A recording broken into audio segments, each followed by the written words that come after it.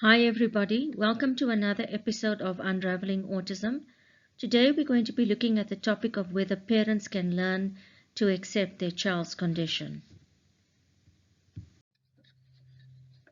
Should there be acceptance? Today I would like to address the issue of how parents can learn to accept a diagnosis of ASD in respect of their child and how they can use their acceptance to help their child to build better relationships with themselves and others. For many people, there is a question attached to the whole idea of acceptance. Many parents question whether parents should really be accepting a diagnosis and may feel instead that they should be spending their time finding ways to overcome the autism and the hand they have been dealt. In fact, many parents spend a long time trying to erase the autism with years of aggressive therapy, and this gives rise to the belief that autism can and must be cured. Many parents believe that they can look forward to a time when their child will no longer be autistic if they work hard enough and if their child has undergone sufficient therapy. I confess that I was one of the parents who believed that autism could be overcome with therapy. It was an impression I had gotten from things I had read, from conferences and courses I attended, and from things that people said. I now know and appreciate that autism is a permanent neurological difference, that it cannot be cured or overcome as I once believed, but that through therapy and learning, people with autism can greatly improve their quality of life. I also love and accept the differences of people with autism, and I respect it as a different way of being. The three categories of acceptance. When I think of autism and its acceptance, I believe that there are various perspectives on the issue. The first is acceptance of self, that is, acceptance by the autistic person of his own condition. The second is acceptance by parents, siblings, other family members, and family friends. The third is acceptance by other community members and the community as a whole. Self-acceptance. Whether a person with autism can contemplate acceptance of their own condition depends on whether they have an understanding of it. For children or adults who lack understanding of their own condition due to cognitive difficulties, the issue of acceptance by others is the more important question. For children or adults who understand their own condition, they would need the love, support, and compassion of their parents, as well as counseling by a professional, such as a psychiatrist or psychologist. Many teens and young adults will experience sadness when they realize that they are different and that they will always be different. They may feel that they are outsiders, and feelings of loneliness and isolation may even lead to depression. Inasmuch as professional help will support a child who feels lonely and isolated, the full acceptance and support of his own family is also vital to help sustain him through difficult times as he learns to cope with his own difference.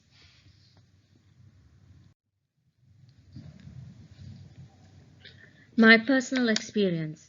When I first explained to my child at the age of 13 that she was autistic and what that meant, she was both shocked and a little sad. The most important thing that she took out of our conversation was the fact that she was different and that she would always be different and that her autism would not go away. In terms of her daily routines and activities, life continued as usual for her, and it was not disrupted by her awareness of herself. As she grew older, she began to accept her own condition and was not upset or defeated by it.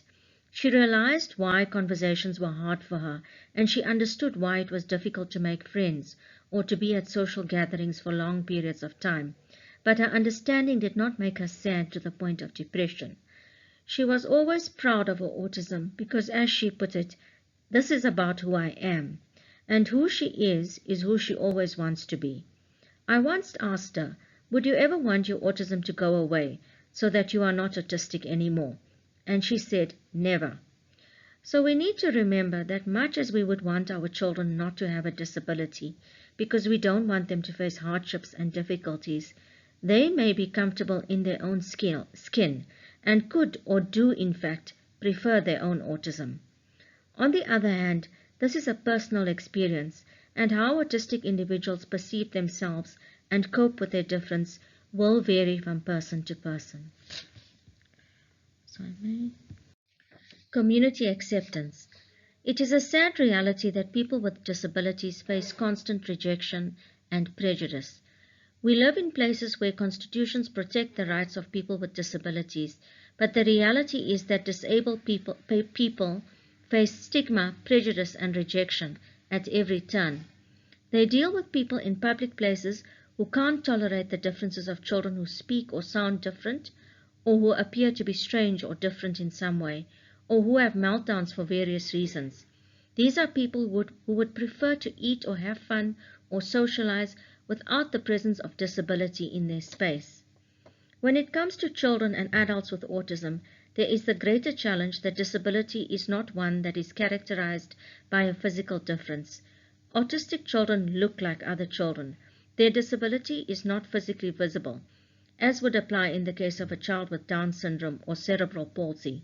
Neurotypicals may perceive a child as being naughty and may feel that his behavior can and should be controlled by himself or his parents. There is little sympathy or understanding for a child who appears normal in all respects but speaks or behaves in ways that are different. The struggle of an autistic child to communicate or interact is viewed as an inability rather than a disability, as a deficiency that can be overcome if the autistic person only tries hard enough. There may not be an appreciation for just how difficult it is for an autistic child or adult to interact with others and just to be in spaces where they must interact socially. I am not saying that this barrier between neurotypicals and the disabled is deliberate, but I do say that it is real, that it exists, and it affects the lives of the disabled as well as their families. My parents. I feel that it begins with us. We as parents are the first line of defense in a world that continues to reject differences and disabilities. We are there to protect our children, but more importantly, we are also there to accept the disability ourselves and to have complete empathy for our children who have disabilities.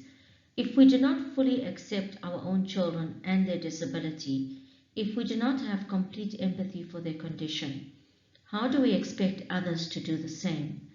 Due to the nature of autism, it is likely that our children will spend most of their lives with us, and so the acceptance or non-acceptance that they face and feel and live with will be our own as parents, first and foremost.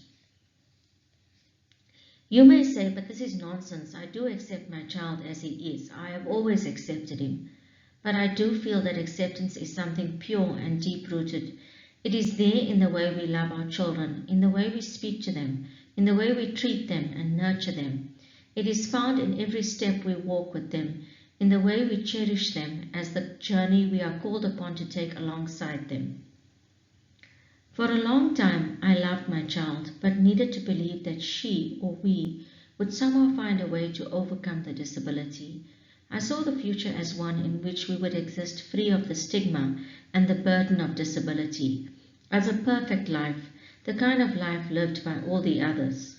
Until I understood and appreciated that autism was a permanent difference, not a curable condition, it was not possible for me to say that I experienced full acceptance. Today I allow myself to love free of conditions, limitations, and lots of expectations stacked up against the life of my child. I understand that even though my child will always be different, I am free to love her fully and to appreciate her differences and to know that there will never be another like her and that her uniqueness is a gift to me and to the world. Strengthen your own relationship with your child. It is the relationship you need to work on and give the most to. You may need to appreciate, if you have not already done so, that life is not just about helping your child or trying to overcome the autism.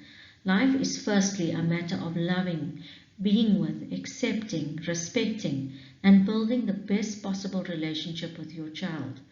Many autistic children seem aloof and distant. We may think that they don't want to or do not need a relationship with us or others. This is not true. They want to build relationships. It's just that they will not do it in the way that neurotypicals do. They will not relate to you in the way that a neurotypical person does. In spite of this, accept their difference. Accept it without conditions or reservations, and strive to give them the best of yourself. You will be your child's best friend, and you should be honored to take on this role. Because kids with autism struggle to make friends, some adults or older peers who are family members or friends of ours may be suitable to build long-term relationships with our child. Those who will connect and seek to be friends with an autistic child will usually be compassionate, understanding people. They will have good values and can always be trusted. They are kind, understanding, patient people.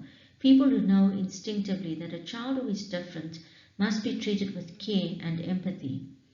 These are people who are not intolerant, suddenly impatient, uncomfortable, or awkward in the presence of difference and disability. Instead, they find ways to relate to and have fun with the child. My daughter has such friends. They are always willing to listen and to chat, whether in person or on social media. One of them is a cousin of mine, and the others are close family friends. Siblings know their autistic brother or sister very well. They have usually grown up with them and will often know what they are going to do or say before they even do it. I sometimes feel that a sibling knows the autistic sibling better than his own parents do. Siblings need to make time in their lives to spend time with their autistic sibling. The time spent together may be as simple as playing a game together, one that the autistic sibling knows and is comfortable with, or it may be having a daily conversation or explaining something important. You may think that these kinds of interactions could always happen, but neurotypicals get caught up in their daily lives and they need to make quality time for their sibling in the same way that parents need to do. Cousins, aunts, and grandparents can be great friends to a child who is isolated.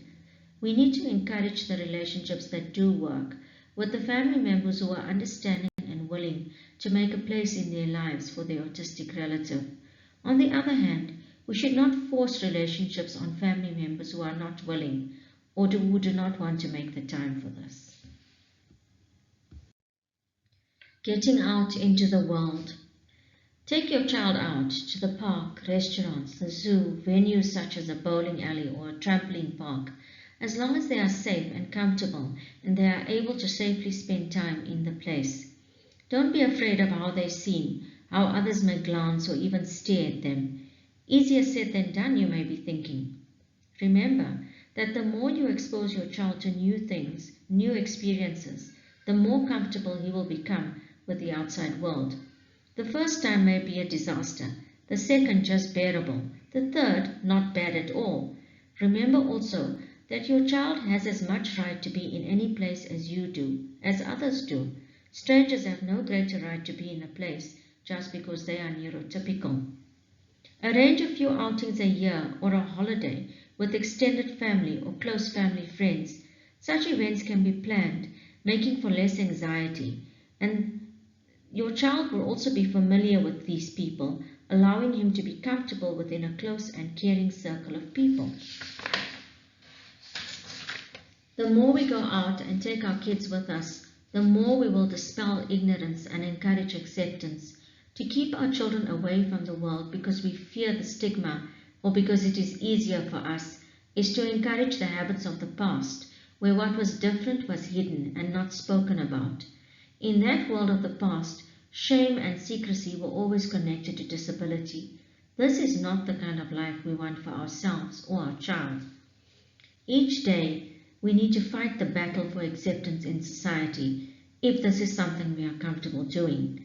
We can try to educate people on various aspects of autism, what it is not, ways to support, communicate with, socialize, and befriend children with autism. We do not need to turn into full-time educators or force the subject into every situation. Our lives are about more than disability, but there will be suitable opportunities to educate others, and we should use those opportunities. Making new friends. When it comes to friendships with peers, we need to remember and accept that children with autism do struggle to form friendships. and that they are unlikely to develop friendships easily or in the way that neurotypicals do. Many aspects of forming and maintaining relationships are difficult for them. Eye contact, communication, finding out about the interests, the likes, the dislikes of the other person, handling arguments or differences.